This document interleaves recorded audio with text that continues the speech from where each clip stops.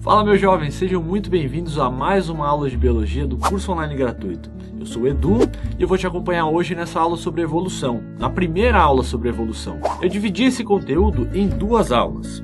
Nessa daqui, eu vou falar um pouquinho sobre como é que era a situação na época que começaram a discutir sobre evolução, quais eram as crenças da época, o que os cientistas afirmavam, e vamos falar também sobre o Lamarck. Em uma segunda aula, eu vou falar um pouquinho sobre o Darwin e vou focar mais na evolução. Então, para que você não perca nada, se inscreva aqui no canal, é só clicar nesse botão aqui do lado e assim você acompanha tudo. Antes de começar, acho que é importante explicar algumas coisas aqui. Muitas vezes me questionam que a evolução não é verdadeira porque é apenas uma teoria. E aí, então eu preciso explicar o que é uma teoria. Essa palavra tem um significado quando é usada aí no sentido comum e outro significado completamente diferente quando é usada no sentido científico. Pelo senso comum, teoria é uma coisa que fica apenas no campo das ideias. Então, às vezes você está discutindo um assunto com uma pessoa e você propõe uma solução. E ela te diz, em teoria, sua ideia é boa, mas na prática eu não sei se funciona. Essa expressão mostra que, no senso comum, teoria e prática estão completamente separadas.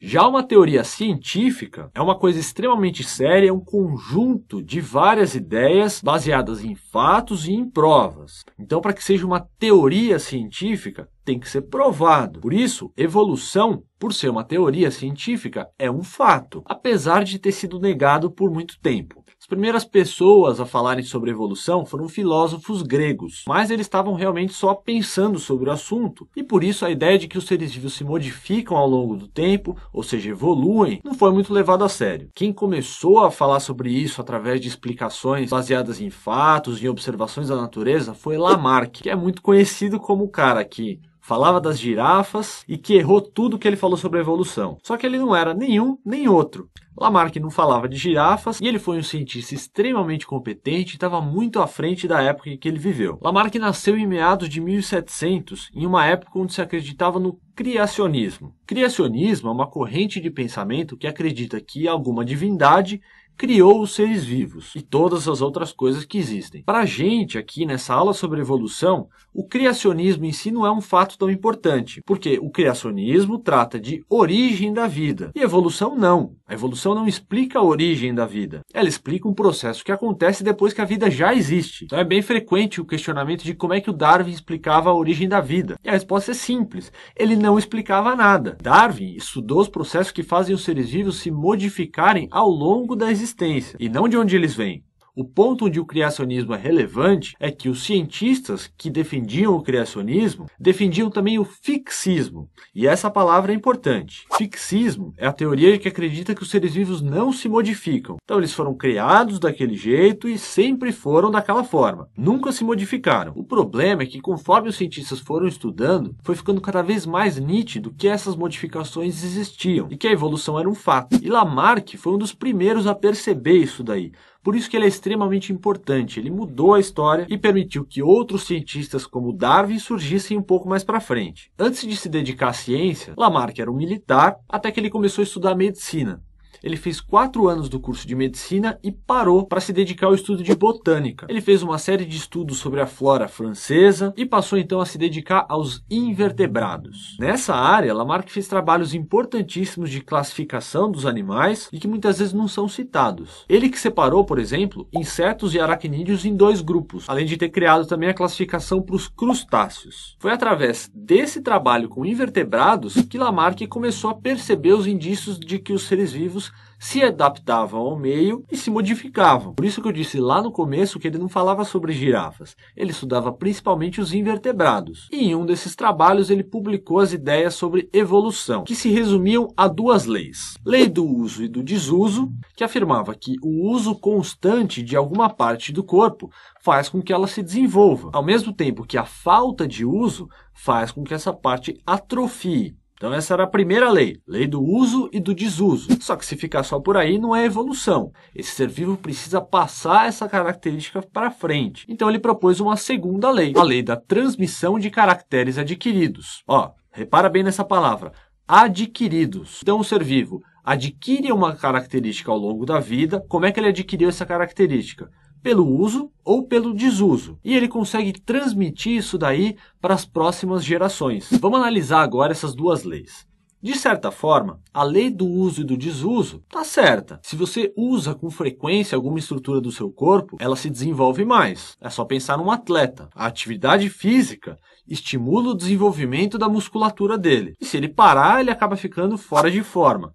Só que isso não se aplica a qualquer estrutura do corpo. E existe também a questão do desgaste. As nossas articulações, se forem usadas em excesso, acabam desgastando e você vai ter uma série de problemas articulares. A gente pode pensar em outros exemplos. Você, meu amigo manguaceiro que gosta de tomar uma cachaça. Seu fígado precisa trabalhar para degradar o álcool e outras substâncias que são menos tóxicas. Então, quanto mais você bebe, mais o seu fígado trabalha. E aí, se o Lamarck estivesse correto, ao longo da vida, você bebendo todo dia, depois de 20, 30 anos, seu fígado estaria fantástico, trabalhando muito. Mas não é o que acontece. Se você beber todo dia, depois de 20, 30 anos, seu fígado está fazendo as malas e indo embora. Você já não tem mais um fígado, você tem uma cirrose. Então esse foi o primeiro ponto falho da teoria do Lamarck. Segundo ponto falho é que as características que são adquiridas ao longo da vida não passam para as próximas gerações. A gente pode ver isso no dia a dia. É só pensar que os homens se barbeiam há séculos e a barba continua crescendo. A gente pode pensar também no ex-presidente Lula, que apesar de ter cortado um dedo, todos os filhos dele nasceram com os dedos inteiros. E falando em cortar, a gente pode pensar também nos judeus, que há milênios praticam a circuncisão. E se o Lamarck tivesse certo, as crianças judias deveriam estar nascendo todas sem pinto. Mas não para por aí nessa questão cotidiana. Esse fato chegou a ser testado por uma série de cientistas, entre eles um alemão, August Weismann, que pegou uma série de ratos e cortou a cauda deles. Depois de ter feito isso, ele cruzava esses ratos e todos que nasciam tinham a cauda inteira. Ele ia lá, cortava de novo essa cauda e cruzava novamente esses animais. Nasciam ratos com cauda inteira. Pegava esses animais novamente, cortava a cauda e fazia mais cruzamentos. Ele fez isso durante várias gerações e a cauda nascia sempre do mesmo jeito, provando que as características que são adquiridas ao longo da vida não passam para a próxima geração. Então Lamarck, coitado, foi sempre ridicularizado pelas ideias dele. Na época em que ele viveu, ele era ridicularizado por defender a evolução. Ele era ali uma voz solitária defendendo a evolução entre várias pessoas que acreditavam no criacionismo e no fixismo. Todos estavam errados. E mesmo assim, Lamarck era ridicularizado por defender a evolução. E hoje ele continua sendo ridicularizado por ter errado quando ele propôs as suas ideias sobre a evolução. Só que a gente precisa considerar que foi ele que iniciou essa discussão. E por isso ele é extremamente importante